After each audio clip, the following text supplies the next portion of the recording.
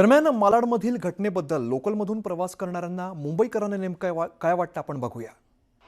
की समजा आता कोणी जर कधी बॅग घेऊन चढतंय, त्याच्या बॅगमध्ये काय आहे, स्टेशनवरून चढताना कोणी चेक करत नाही किंवा चेक होतं पण तर कोणी काही सांगत नाही किंवा काय होतं, या गोष्टीचा प्रश्न उद्भवतो आणि किती सेफ आहे हे त्याच्यावर डिमांड आपली समजते की बा प्रवास करायचा की नाही करायचा की कसा करायचा आणि अनोळखी व्यक्ती कसा येतो, कुठून येतो, काय सांगता येतं। आता रात्री वित्रात्री जर जात असताना लोकलमध्ये जरी जात असताना बेवडे पेऊनही त्याचं लूट असतात, पोलीस असतात पण त्यांचं काही घेणं देणं नाही आहे। ते जायचं आहे तिथे जा, त्यांची जी मजा मस्ती चालू आहे ते चालू द्या।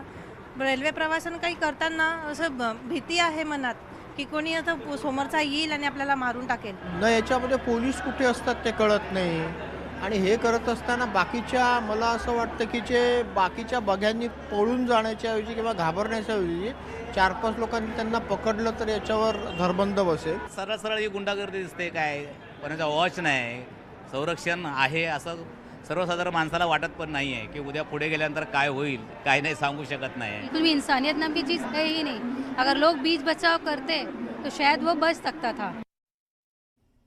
दरम्यान रेल्वे प्रशासनाच्या सध्याच्या व्यवस्थापनाबद्दल काही महत्त्वाचे सवाल उपस्थित केले जात आहेत, पाहूया। तर न्यूज 18 मराठीचे काही सवाल आहेत। लोकलमध्ये वादाच्या घटना का वाढतायत?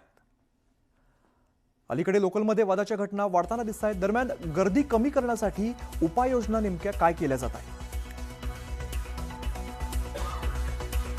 आणि लोकलच्या फेऱ्या कधी वाढणार हा सुद्धा एक महत्त्वाचा प्रश्न या निमित्ताने उपस्थित होतोय।